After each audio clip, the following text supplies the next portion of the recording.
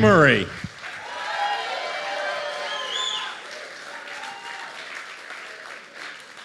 Well, I hope this job works out better than my last job. I was a male exotic dancer.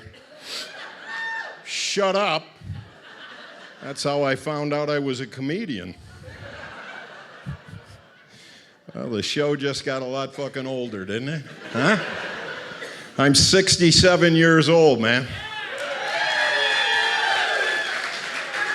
I get up in the morning, every bone in my body is stiff except for the one my wife was hoping for. Sometimes I gotta go running for the shelter of daddy's little helpers. That's right, I'm on drugs. Some of the drugs I'm on have been prescribed by physicians, others by friends and family. I don't advocate the use of marijuana, but I do keep it in the glove compartment of my car. You don't want me getting glaucoma while I'm driving, do you? Safety first, that's my motto. Some of you got a side view. You see that gut, you think that's a beer belly. And I don't drink that much beer, smoke a lot of weed, it's a pot belly. But the reality is we have too many drugs in this country, man.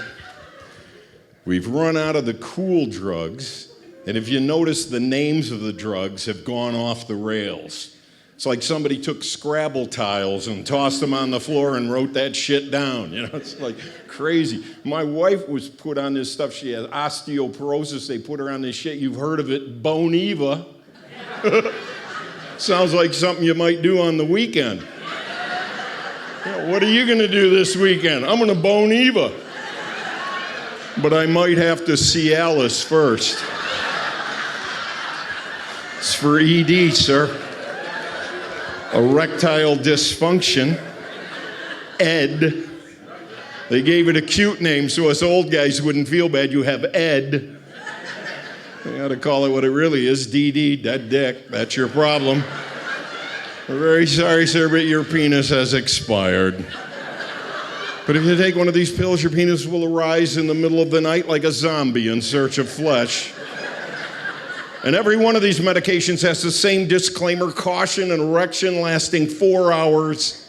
It's serious. You should be seen by a medical professional. This is where I call bullshit.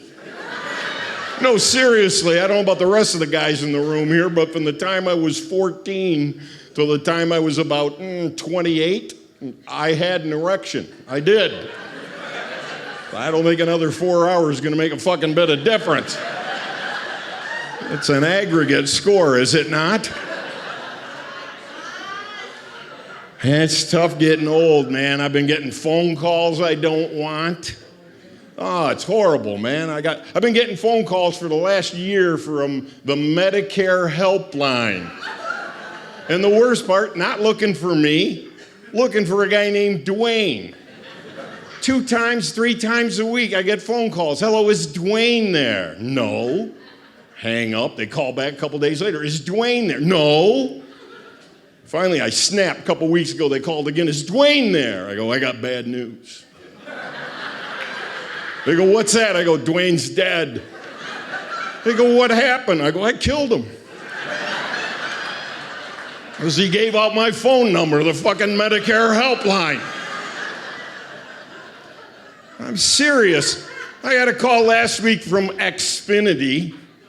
They wanted to sell me their new home security system. She was going into her pitch. I stopped her. I said, I got a question. She said, what's that? I said, will your home security system alert me if I'm being ripped off by the cable company? Got rid of that bitch, I'll tell you right now.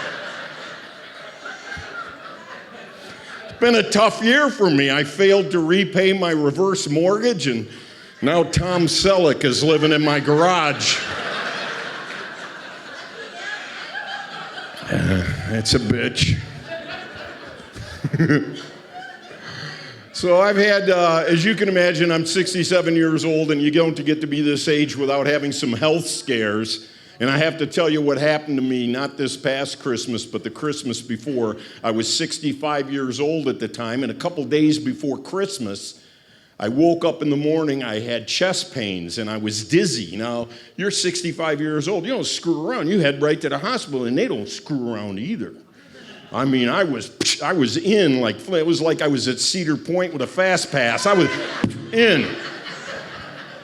And there I was, sitting there, in the room, and all these doctors and nurses are around me, and they're hooking up equipment, and they're asking me shit, and they're trying to be cool, trying to make some bedside manner talk, oh, Mr. Bauer, tell us, do you drink? And I go, well, I drink a little bit, but not a lot. I go for days without drinking. Oh, that's no big deal. He says, do you smoke? And I go, well, I don't smoke cigarettes. He goes, oh, you use cannabis. And I said, well, on occasion. Didn't think much of it. Not really.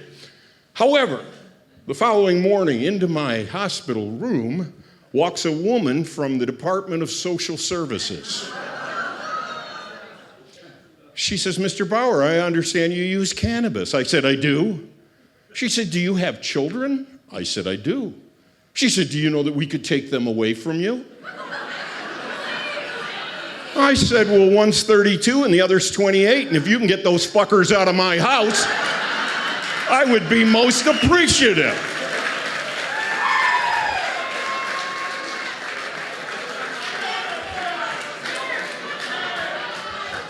Had I known, I would have become a heroin addict 4 years ago.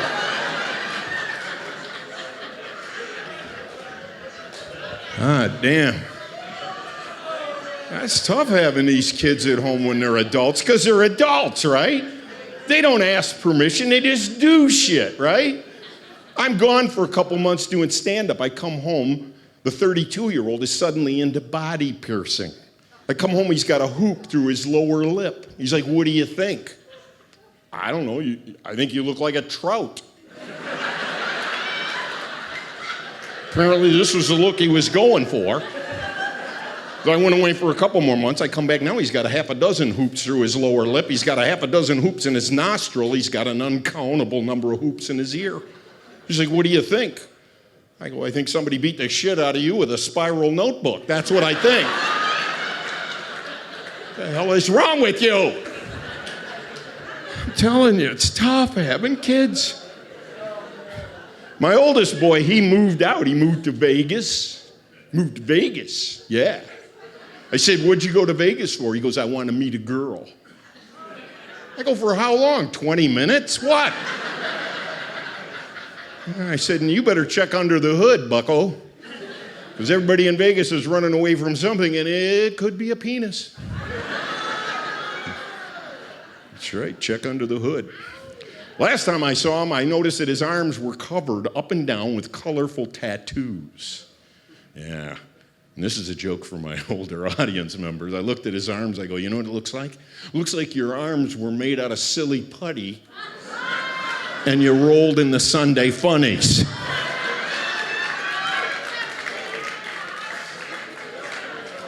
Now for the younger audience members, let me explain it to you.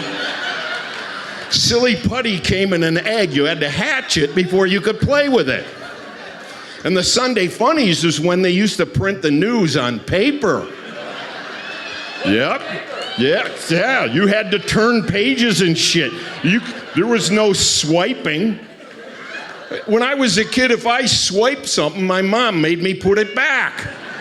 What happened since then? Now everybody's swiping and shit. I don't get it. It's crazy. Yeah. My youngest son, Matt, he's something else. He's now an adult, too. Back when he was like 19. First of all, anybody got a kid around that age, around 18, 19, 20? Yeah. Tough age, right? Because they're not really an adult. They're not really a child. They're sort of an evil chrysalis that will one day hatch. In the interim time, they live on a steady diet of wise-assness. I had him in the car with me. We're driving up I-75 up near, remember the Palace of Auburn Hills? We're driving up past the Palace, and I point at that big landfill just to the north of the Palace. I said, hey, Matt, you see that big landfill? It's about the same age as you are, which means some of your dirty diapers are at the bottom of that mountain of trash. He didn't miss a beat. He goes, oh, yeah, in a couple more years, your dirty diaper's going to be on top of that mountain.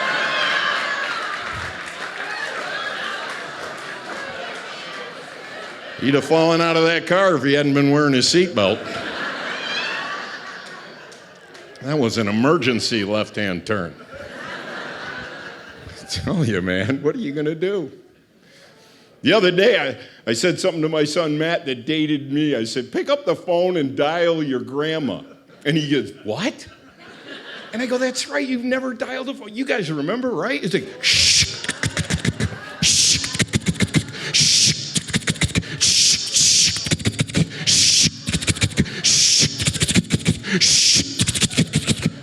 Oh, shit. How many times did you almost dial a number? And why did we always fuck up on the 6th digit? So I'm hanging it up. I'm walking over there. Damn it. Oh, man. What a world we live in. It's crazy, man. I don't know. Having kids, it's tricky, you know? I got a grandchild now. Woohoo! Isn't that the best, huh? A little tiny baby, you know? He's not even a year old, so he's still under warranty. I had to return a couple of mine because they were leaking. They don't tell you that shit. When you have a kid, they leak a lot from every orifice. You feed them 6 ounces of formula, and 5 minutes later, they barf up 20 ounces of something you can't identify. We took the kid to the doctor. He's like, well, here's what you do. You mix the formula with rice cereal, thicken things up, you know, it'll solve your problem. We did. We got home. We figured, what the hell, we'll give it a shot. We mixed up the cereal and, you know, fed it to the kid. But 5 minutes later, he barfed again, but now it's spackling, actually. I'm able to fix holes in the wall. Just picked up the... I'll be painting tomorrow. Oh, man. Oh, yeah. This is a tricky gig, man. I like this, though. It's fun to be out here. People with people again, man. We all made it through the pandemic. Here we are. You get older, it gets serious, man. Everything gets more serious when you get old. You don't understand that. I see people in the audience, people who are shaking their head, they know. And then you look at a table of younger guys, and they're clueless. Look at this guy. Look at all the hair on his head. What the hell is that? Look at me. Look at me! I am the ghost of Christmas future for you. These are not the things that might be. These are the things that must be. Do you know how big my prostate is? It's huge. It's bigger than that globe you had in your 3rd grade class. I'm peeing all the time. I'm peeing right now, actually. I got more bad news for you, Matt. I got more bad news. You know Mr. Happy? Yeah, he's not going to get any bigger. Nope. And you know the twins? They're going to get closer and closer to the floor. One day you're going to be teabagging shit you had no intention of teabagging. The other day I was walking through my kitchen with just a robe on. My dog looked in his water dish. He's like, I saw what you did there.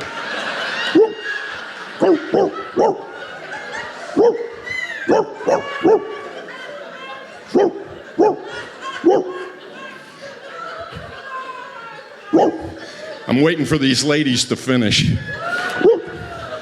Okay, there you go. Yeah, my young friend. It's all downhill, man. You've been on that roller coaster. You're at the top of the first hill, and now it's... There it goes. You had a colonoscopy yet? I'll give you a quick thumbnail sketch. They drug you till you're unconscious, and then they anally probe you. If it wasn't a medical procedure, it would be a felony, okay? Can you imagine waking up on the table and there's Dr. Huxtable standing over you? I'll pass on the pudding pop, okay? You didn't think you were going to come to a show and not hear a Bill Cosby reference. But you're young, man. You're young. You're at an age where you can urinate and there's like you get an arc on it. You could knock soup cans off a split rail fence from 20 yards away. Just. I'm at an age where I should be in the NBA because I'm dribbling, okay? You have no idea what it's like. If it weren't for gravity, I could never empty my bladder. It would be, if I was in space, I would be retaining water. There you go. Oh, my friends, I'm getting old. What a world we live in.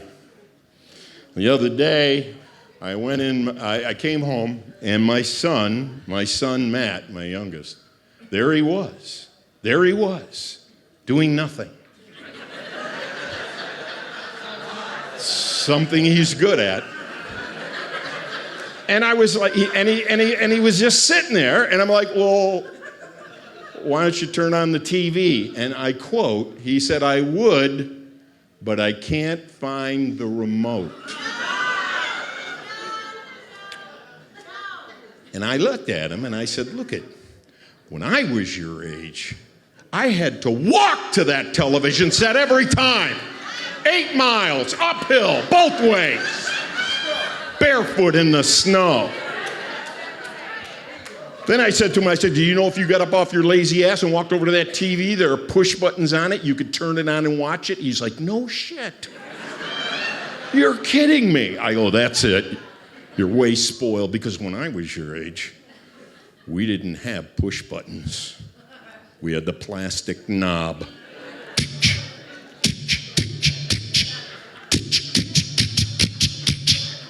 Sometimes the knob would break. We had to use pliers.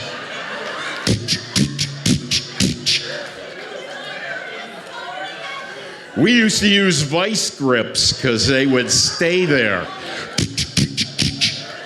And we can't watch that channel. Why not? The vice grips are in the way. Oh, there you go. Remember when UHF was a separate knob? You had to be a safecracker to watch UHF. It was like 33 left, 22 right, 13.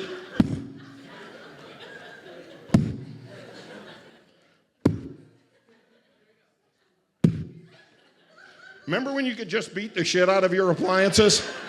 It was right in the owner's manual. If anything doesn't work, just beat on it. My dad took it to heart. He used that theory on everything in the house. Billy, come here. Look, Marge, he's walking straighter. I fixed him, by God. Now you buy shit made 3/4 of the way across the world. Yeah, crap made somewhere in like Indonesia by a 12-year-old girl. Yeah, you bought that microwave oven at Walmart, but before the warranty expired, it was broken. Ends up in that landfill from 3 jokes ago. Want to know how good shit was made when I was a kid? Yeah. Go rent a cottage up north and open the front door. You'll find all the appliances you remember when you were a kid, because they all still work. That's right. Grandma and Grandpa moved to Fort Myers, but their appliances went to Traverse City. I walked into a cottage once. There was my refrigerator from when I was about 8 years old. It was a big pink Frigidaire. Had the huge oversized car door handle for, it was impossibly hard spring tension so that no one child could gain access to the refrigerator. That's why you had to have brothers and sisters growing up so you could form a human chain in order to gain access to the refrigerator. When you think about it, all the skinny, undernourished children in the neighborhood were all only children. And once we got that refrigerator door open, we were on an expedition. What were we looking for? Popsicles. Hoping my mom had gone out and bought store-bought popsicles, but no. All we found were the Kool-Aid Tupperware popsicles, which my mom continued to use even after the dog chewed on the plastic sticks. There's something very disconcerting about taking the last few licks off a cherry popsicle and seeing a bite mark pattern that doesn't match your species.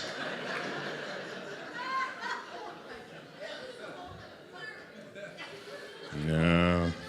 The world was different when I was a kid. Danger lurked everywhere. Kids today have no idea how dangerous our world was. And we only had one thing that we used for defense back in those days against danger. And you know what that was? Ignorance. We were stupid. We did stupid shit. How many people besides me ever took a ride down a flight of stairs in a clothes basket? Now, how many of those same people had an older brother? That was the reason I took a ride down a flight of stairs. I was a test pilot for my two older brothers. If Billy walks away, we're going to give it a shot. But danger lurked everywhere. Couldn't move without danger. Danger. Now everybody's worried about their children. They won't let their children out of their sight. And if they want to do something dangerous, like ride a bike, well, you better put on a helmet. When I was a kid and you saw another kid riding a bike and he had a helmet on, it meant he'd already been in a serious accident. That's little Jerry. He's not right. But if you ask him, he'll give you a quarter. That's right. Jerry's mom kept his pockets filled with quarters. It kept him from getting the shit beat out of him. We didn't know what was wrong with Jerry. We just knew Jerry wasn't right. It's a weird world we lived in. It was, but we had fun. We had fun, man. Fun was had, man. Like in the summer, like at this time of the year. This is exactly the time of the year when school's done for the year. Remember when you were a kid, school was done. It was a beautiful day. You'd eaten your breakfast. My mom had a suggestion for me. Get out! You're not going to lay around this house all goddamn day. Get out! And we were gone all day. They didn't send out a search party. They weren't worried about child molesters or abductors. My dad's theory is we had 4 of them. If 3 of them make it back, we're good. But we knew when we had to be home when the street lights came on. It was like the bat signal. It's like, shit, Jimmy, I got to get home. Commissioner Gordon needs me. And we got our ass home. And the world has changed. There's parts of our homes that aren't used anymore. We've lost certain rooms. There's rooms that we don't use anymore. We used to have a room called the den. We got rid of the den in favor of the family room. So now people say stupid shit like, come on, everybody, we're going to go to the family room and we're going to play Wii. If you said that shit to my dad, he would punch you in the nuts. I'll be in the den. The den was a little room for one adult, a Barca lounger, a tray table, and a TV. The only part of my body that was ever into the den was this much of my left arm handing a beer through the door. And we gladly gave my dad that room to himself because my dad was German and he would pile up on that tray table things that only Germans would consider edible. Sauerkraut and pickled herring and he'd wash it down with a beer. Now, folks, none of these things smelled particularly good going in. There wasn't a chance in hell it was going to smell any better coming out the other end. My brothers and I would synchronize our watches knowing we had about 45 minutes till it made its way through his large intestine. Sometimes we'd get a heads up from the dog, but not always. Eventually, we just put a canary in a cage in the kitchen. Cool, you got the mining joke. All right. Oh, man. It's a good-looking crowd, but then again, I'm nearsighted, so. Are you a married couple right here? You guys married? Shh. Uh-oh, maybe not to each other. Okay. Hey, you do you, you know. Hi, how are you? You guys married at all? No? Wow. Apparently this is some sort of a meeting I wasn't apprised of. Like, let's go out there to that comedy show as, unattached singles. Now, these two have to be married. You have to be. I can tell because you have your arms folded and you haven't looked at him once. So we know exactly what's going on right there. How long have you two been married? I like the fact that you were able to answer my question without consulting with her once. My friend, you are a savant. Thank you very much. But it's, and it's about communication. Wouldn't you agree? It's communication. Because I know, and we try, but we're men. We're really hopeless. I mean, let's use a computer analogy. We men, we're like an old 386 computer. We run one program, and sometimes when you're trying to talk to us, we'll slip into that screensaver mode. Here's a tip for you. You want to get him back in the conversation? Reach under the table, grab his mouse, move it around a little bit. Boom, he's right back in the conversation. Because I'm looking at you, and I know you were hoping for the 10 gigabyte hard drive, and you had to settle for the 3.5-inch floppy. All right, I have to use that joke before no one knows what a 3.5-inch floppy is. Use them if you got them. Oh, man. These young guys over here, he thinks I'm done with them. Because now, how old are you now, Matt? 33. You know he's married because she's a ventriloquist. All right, that was the way you were able to, that was amazing. So how old would we say, 36? 33. 33. So by my math, you have 17 years. 17, because you know what happened to me when I turned 50, Matt? I shit myself, okay? Now, I know you don't want to hear the story, but it's part of the show. So,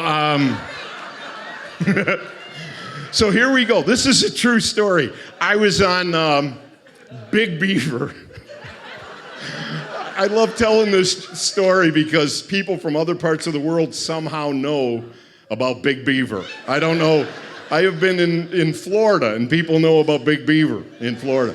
And exit 69, right? People from the highway department have a sense of humor, huh?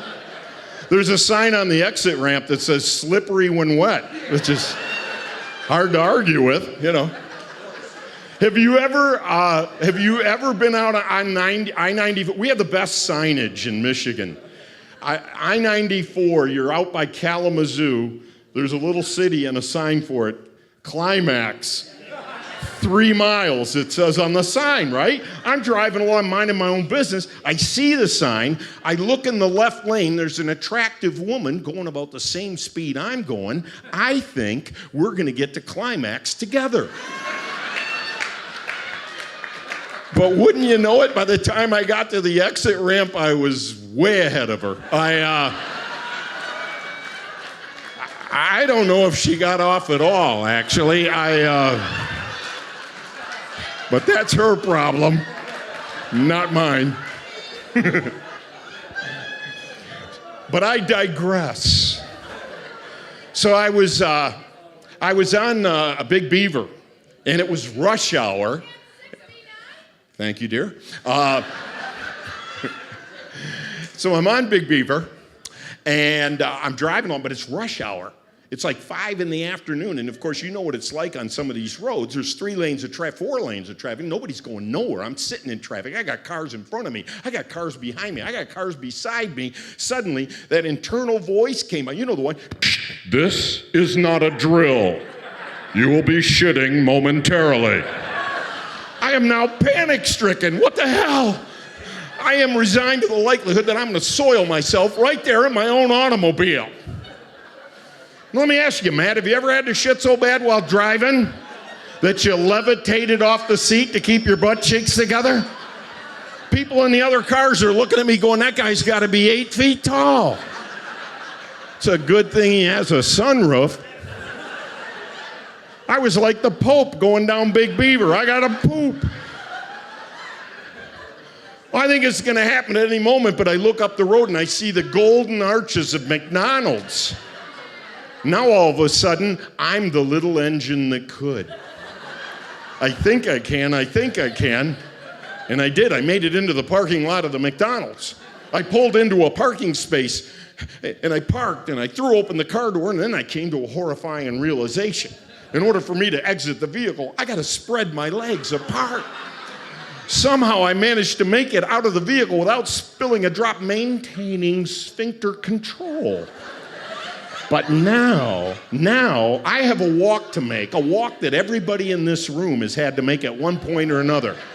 One thing is certain, it doesn't matter how far that walk is, because there is no way to walk to your destination with anything that resembles dignity when you have to shit as bad as I did. Somehow, though, I managed to make it to the men's room at the McDonald's. I closed the stall door. I dropped trow. I sat down. I'm about to give the command to release. I look to my right, not one piece of toilet paper. All of a sudden, it was like, abort mission, reapply sphincter control. I'm in a dead panic now. I pull up my pants. I run out in the customer area. What am I going to do? I see a McDonald's employee heading my way. I consider having a conversation with this young feller to explain to him how badly I have to shit.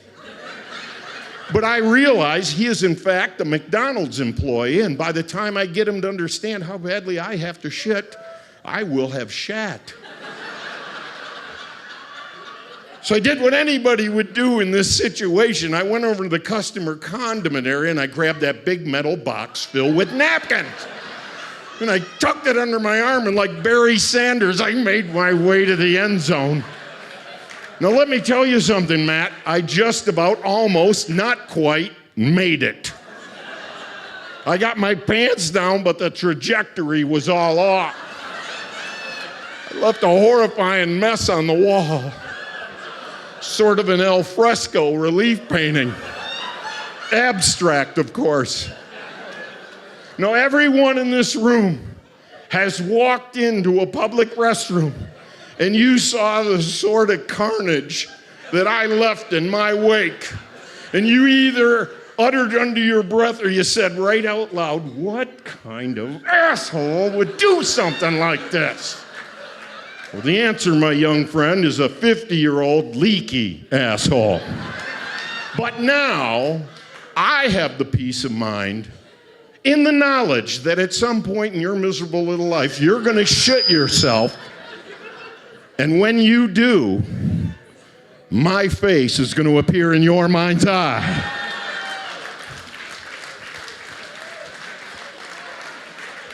And so ends the public service portion of the show.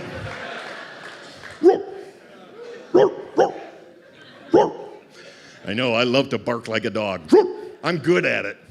I'm really good at it. The trick is you don't bark on the exhale. That's stupid. Dogs know you're an idiot. You got to bark on the inhale.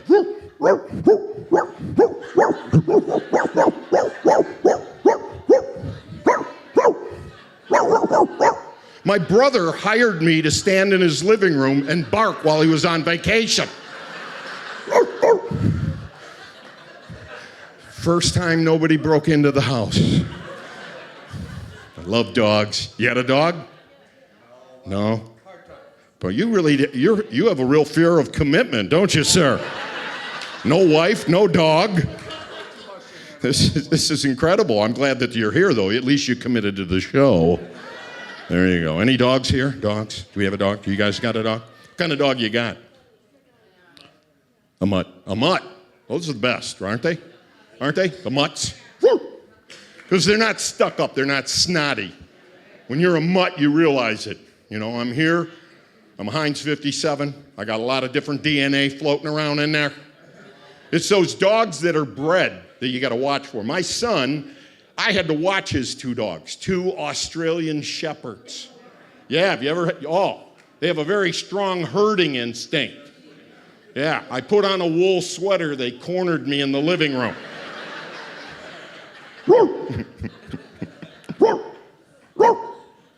You love that mutt? Of course you love that mutt. Here's my theory. I think we as human beings love our dogs more than we love other human beings. And you know, there's a very logical reason for it. And you know what it is? It's because your relationship with your dog is an altruistic one. You love that dog unconditionally. It loves you back unconditionally. Other people in your life may have let you down. It may have colored your relationship. They have baggage that has come along with that relationship. But you love that dog, don't you? But let's say one day you're running late for work and you're in the kitchen making breakfast and you glance out over at the living room carpet, the new living room carpet. And you see that dog has left you a smelly little calling card right there on the carpet. Now, you're mad at that dog, but you get over it because you love that dog. But if your Uncle Roy came over, took a shit on the rug, there's a pretty good chance he wouldn't be invited back into the house. The butt scoots are over the top, Roy. You ever see a dog do the butt scoots? First time I saw my dog do the butt scoots, I thought he was paralyzed. Oh, the poor bastard, his rear legs ain't working. And I realized he had an itchy butt. And then I realized I was playing with the kids right there. Ah, yeah, I know, ah. What a world we live in. Crazy world. We have any veterans? Anybody? Veteran? Where are we? Right here? What branch of the military? Marines. Damn. Semper Fi. You're the man to ask. I've been wanting to ask this question. If you get kicked out of the military for being a pussy, is that a vaginal discharge? All right. I want to apologize to this group over here. Doesn't really matter, actually. These are jokes. That's what they're for. They're here. But you know, a lot of humor comes from experience, what you've gone through in your life, where you're at. For example, one day I was really angry at my son Matt because, again, he was bored. And I said, yeah. And I'm like, well, how can you be bored in this modern world we live in? You have 24 hours a day of entertainment on your phone. It's crazy. How can you be bored? And I said to him, you know what it is? You know what I figured out? The difference? When I was a kid, we didn't have much. I grew up on the around 8 and Gratiot. That's where I grew up. Okay? Yeah, I know. And here's the thing. We didn't have a lot of money, so we had to improvise. That's what we had. We had the ability to pretend. We could do that. We knew how to pretend because we didn't have a lot of shit. I told my son, I go, you know what the best gift we got when I was a kid? Was when the neighbor lady got a new refrigerator, we got the box. Every kid in the neighborhood laid claim to the box. Sometimes the girls would get to it first. They'd have their dad come out, cut a window in it, turn it into a cottage. They'd invite their girlfriends over. Yeah, invite your girlfriends over and get out that little plastic tea set and pretend like you were civilized. You know, oh, Eleanor, don't you look lovely today? We were little 8-year-old boys, and let me tell you, I grew up, as I said, around 8 and Gratiot, and we had a really cool store. It was at McNichols in Mount Elliott. It was called Silverstein's. Silverstein's was an Army surplus store. It was nirvana for a small kid like me. They had shit there you wanted. They had gas masks from the First World War. They had bombs that didn't quite go off in the Second World War. They had parachutes with gaping holes. And they sold Army uniforms. So me and my buddies, we all bought Army uniforms. We formed our own platoon. One day we were out on patrol. We heard a rumor about single chicks in a cottage. We decided to go on leave. Now get your mind out of the gutter, people. We were 8-year-old boys. We weren't interested in the chicks. We were interested in the box.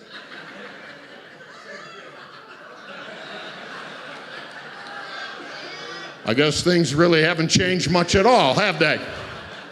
Oh, by the way, for you younger folks, box, that's a 70s reference to a woman's genitalia. The box. Well, carry on. All right. I'll put it in perspective so the young guys understand where I'm coming from with this.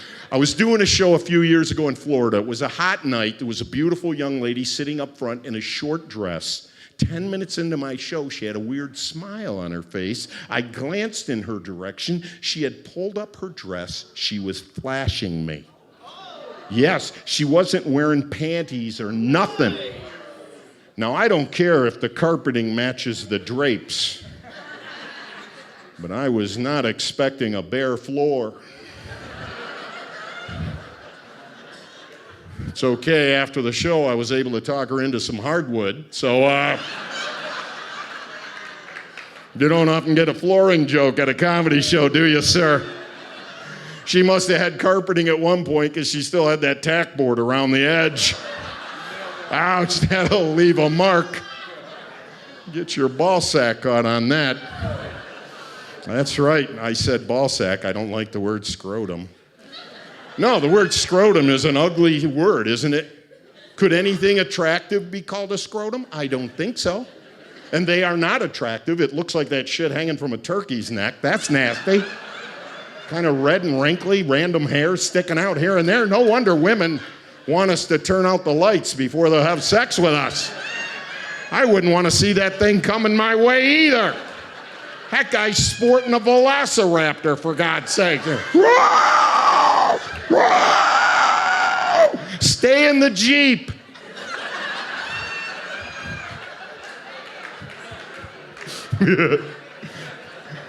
That was the only Jurassic Park reference I'm going to make during the show.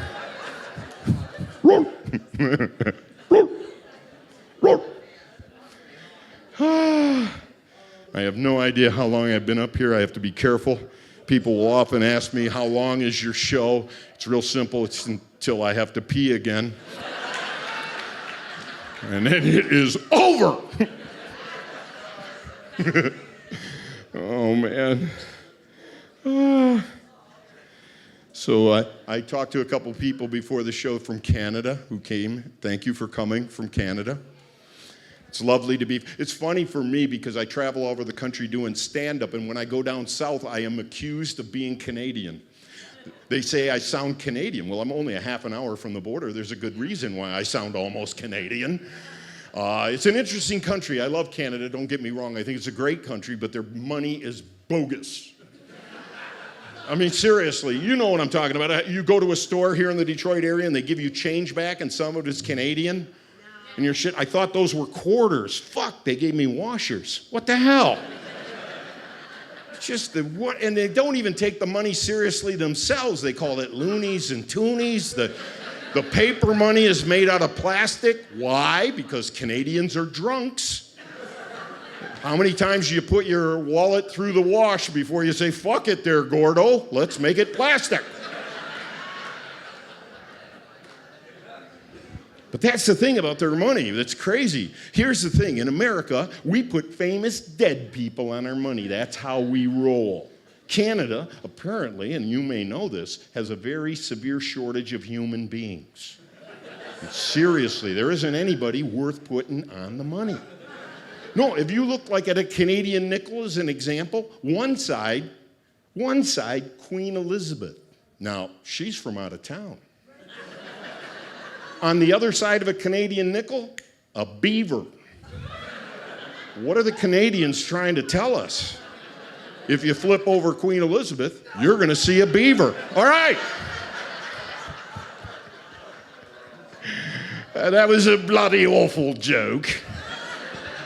Absolutely, I should say so. I love British people, don't you?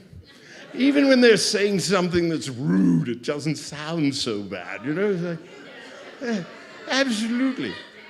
Oh, do we have a British person here? Very good. How are you? Lovely to see you. I can't picture British people having wild sex, though. No, they're too polite.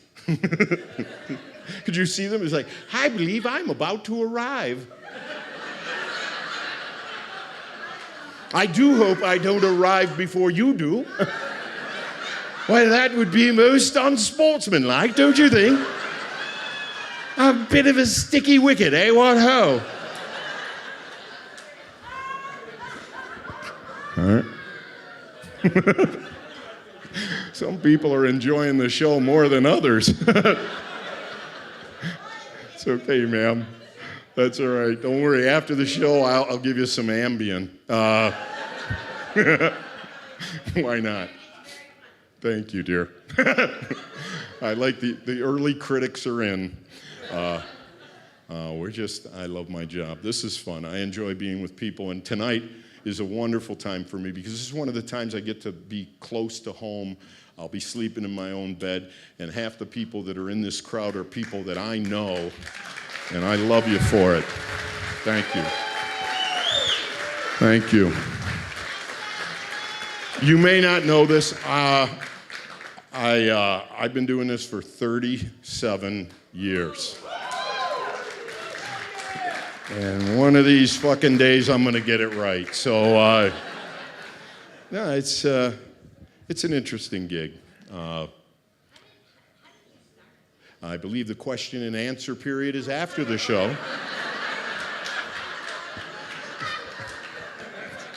Sorry, I didn't mean to be quiet for a moment to give you an opening. It's funny, when I wrote this shit, I didn't have a part for you. What was I thinking? I don't know. We were talking a little bit about the old days, and I'll tell you something about the old days. We were talking about the dangers that existed in the old days, and there's no question about it. It was a dangerous time. I mean, everything about our childhood was a dangerous dare. Everything we did, like even riding bikes. See, nowadays you see every kid has his own bike. When I was a kid, it was often the case where some of your friends did not have their own bike. Sometimes they got their bike from another family member, and hopefully your sister wasn't the one you got it from, right? Okay, and what we would do is you would put more kids on your bike if you could. You would put a guy on the handlebars, you put a guy on the crossbar, you put a guy in the carrier in the back, then you have a guy jump up and get on your shoulders, then a guy get on his shoulders. It would turn into a Dr. Seuss book, a guy on the top with a trumpet. And every boy in the neighborhood had 2 stitches under his chin, every one of us, diving over the handlebars. Because we did dangerous shit and we took the consequences. In the wintertime, we used to do something called hitching cars. Yeah, we were hitching cars. For those of you who don't know about this sport, me and buddies would stand on a street corner on a snowy day. It was a stop sign there. And when people would pull up to the intersection and stop, we would pretend like we were having a very involved conversation, but really, we were waiting for the guy to start to take off, and 1 or 2 of us would grab his back bumper, back when cars had fucking bumpers. And we would grab on, and they would pull us down the road, man. One day, we were doing it on our way home from school. I was going home with a buddy of mine, Vince. Vince was in band class. He had his trombone with him in a case.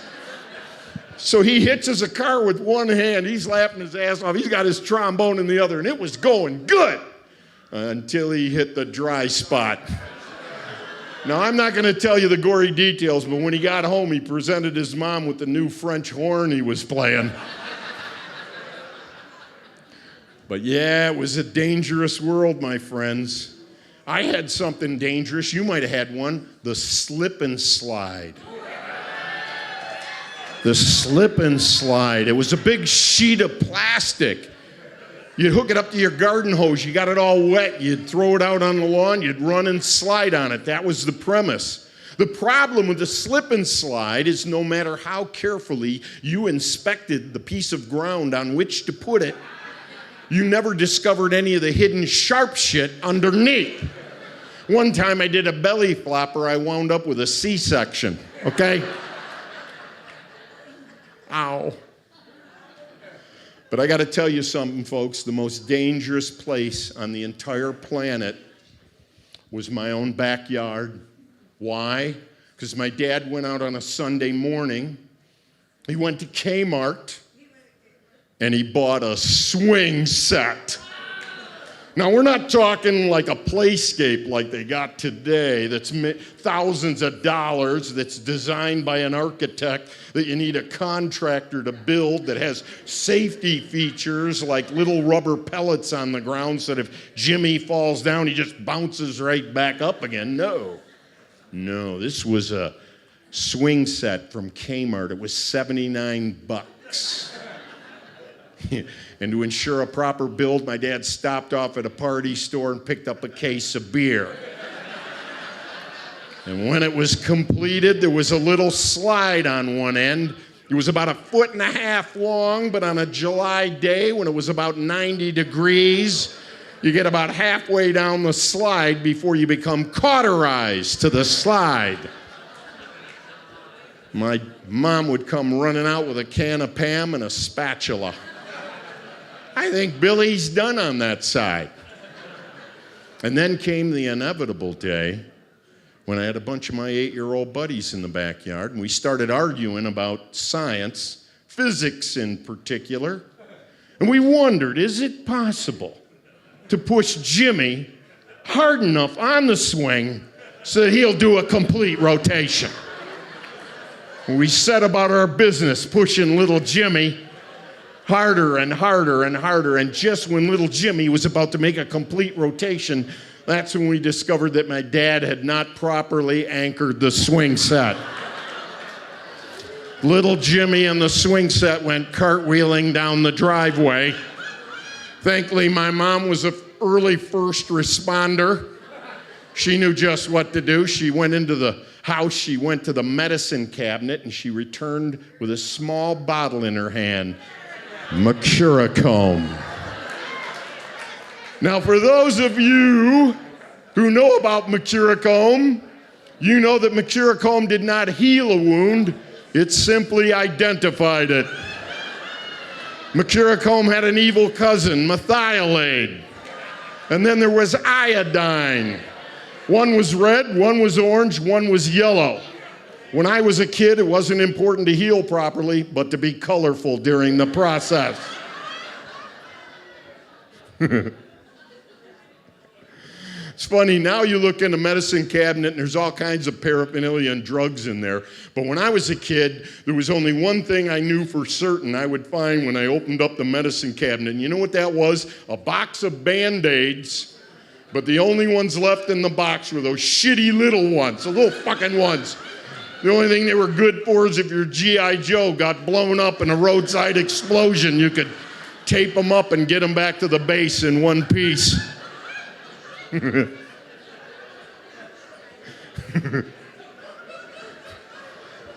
cool. I ran out of beer a long time ago, so this show's got to end. Wow.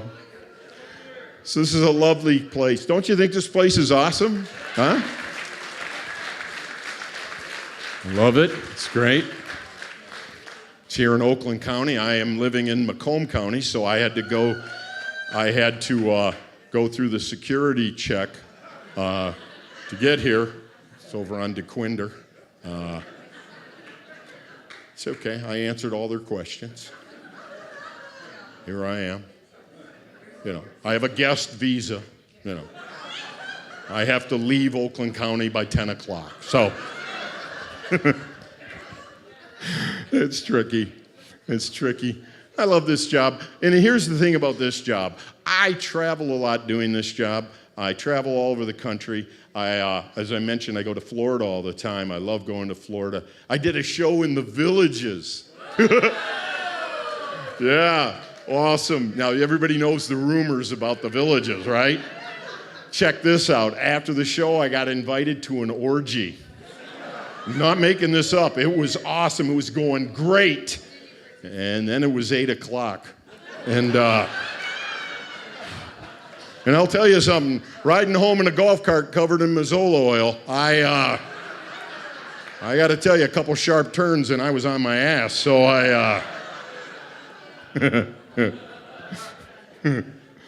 oh, boy. Oh, my goodness gracious. So much fun to be here and enjoying myself with everyone. I live in Sterling Heights right now. Are you guys familiar with Sterling Heights? We have it's a very, very safe community. We have like a 1-to-1 cop to resident ratio. Don't fuck around in Sterling Heights. Yeah, I live on a cul-de-sac. Are you guys familiar with the term cul-de-sac? It's a French word. Sounds like what a French guy might say if he was out in the winter without his pants on. I have a cul-de-sac.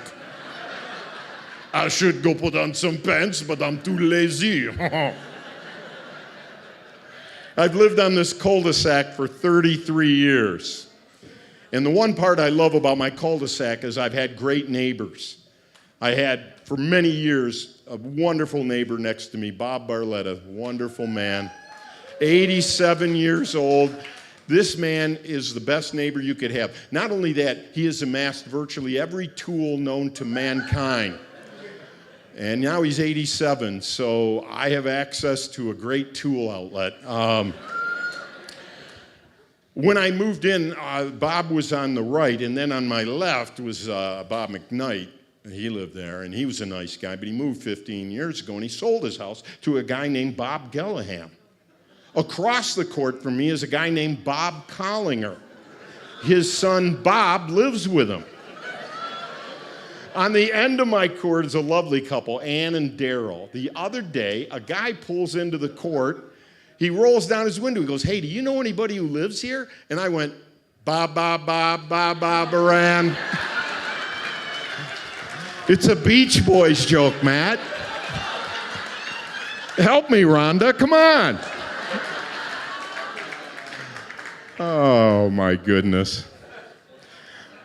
So, doing this job over the years, I've been very fortunate. I've gotten to work with a lot of comedians that you know. Tim Allen, I worked with Tim Allen before anybody knew who Tim Allen was.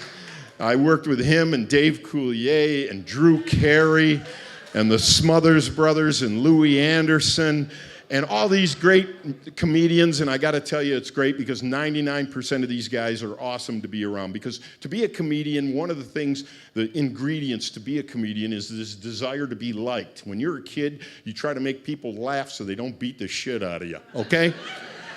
And I understand that. But then, occasionally, I get asked to do an opening for a musical act, which is a totally different animal. I'm telling you, it's not the same. I happen to do a bunch of shows with the late, great soul singer Barry White. Remember Barry White?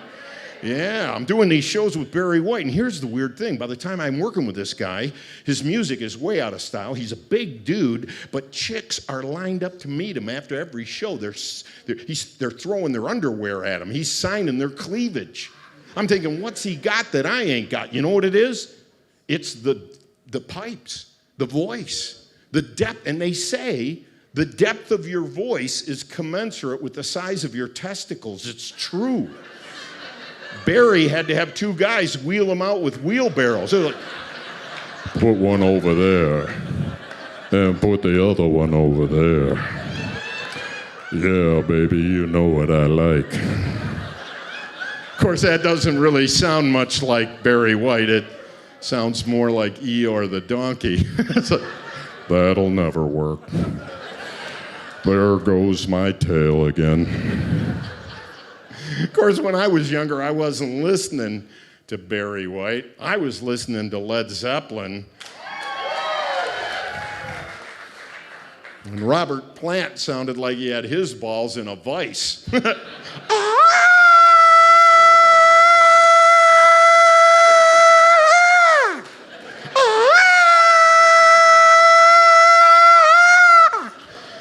Hang on, I hurt myself. Hang on. Another one of those pesky aneurysms. Those are a bitch. Huh? Woo! Well, it's been a fun night. Oh, look. Woo-hoo!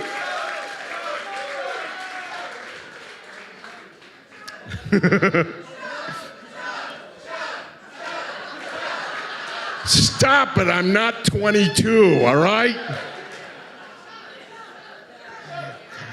I want you same people to come into the restroom with me and shout that while I'm trying to piss. Go, go, go!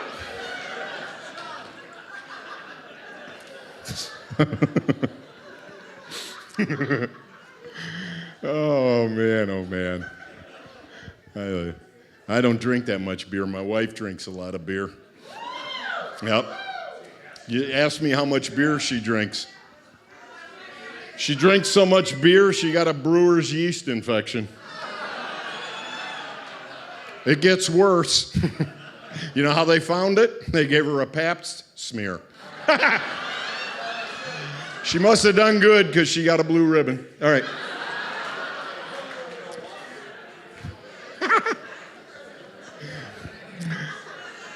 Any comedian worth his salt has to do at least one joke that someone finds offensive. And that's what we're here to understand today. Because here's the thing.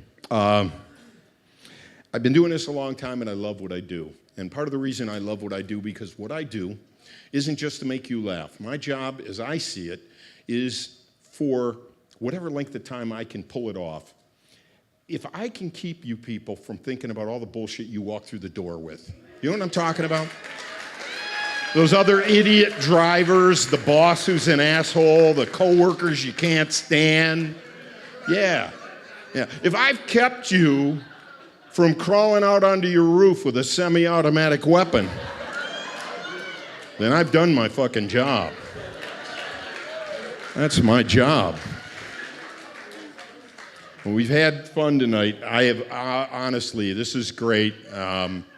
I don't know if I can think of a show I've done in recent memory where I've had more people that I have a connection to in the audience, and I do appreciate you guys coming out. Yeah, because honestly, if you weren't here, I'd be talking to myself, which I often do. I'm going to leave you guys with this. This is something I haven't done in a while. Charlie's here, one of my golfing buddies, and we were in Florida this year again. We go every year in February. And I love going to Florida, and I'm very lucky because I have a good friend who's an employee. He's an actor at Disney and Universal, so you can get me into the theme parks. But I got to tell you something. It's gotten a little weird the last few years. All right, going to Disneyland or Disney World, going to the Magic Kingdom when you're in your 60s by yourself. You know, I'm sitting on a bench there, you know, in the Magic Kingdom. This guy comes strolling up. He's got 2 kids in tow, and he's like, "Hey, you here with your family?" I'm like, "Nope." "You want me to watch your kids?" "Go ahead, do some shopping." I love Disney. Been going there for years. I love going to Disney. You know, it brings out the kid in you. I love it. But it isn't the same really for men as it is for women. Because when I first went there, the first few times, I went there, first of all, on a senior class trip. I thought it was an amusement park, rides, entertainment, fun, food, whoopee! Took my wife, find out it's a shopping opportunity. We go to Epcot Center. We don't go on a ride, a pavilion, an exhibit. No. First thing we do is we go into one of them souvenir shops, and the minute we get there, she's gone. I can't find her. Leaves me in that man pose. You know, the arms are folded, toes are tapping. "Come on!" Clerk spots me. He's like, "Psst, buddy, come here." I go over to the counter. This guy pulls out something from under the counter I never thought I'd see at Disney World. They had cartoon condoms at Disney World. I said, I'll take a 3-pack of the Donald Ducks. We go back to the room. I figure we're in Rome. Let's do as the Romans do. I put one on. It changed everything. Next thing you know, it was like,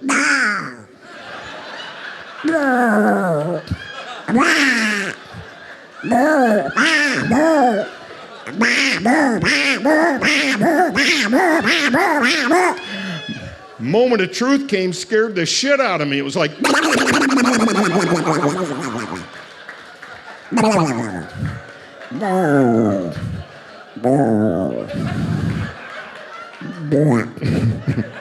well, it never all comes out at once. I didn't know if it was Huey, Dewey, or Gooey. I had no idea. I went back the next day for a 3-pack of Goofies. Woo! My wife went in there. She picked up some Snow White spermicidal sponges. The bitch made me whistle while I worked. That wasn't the worst of it. When we were through, she looked down at me and she said, "It's a small world after all."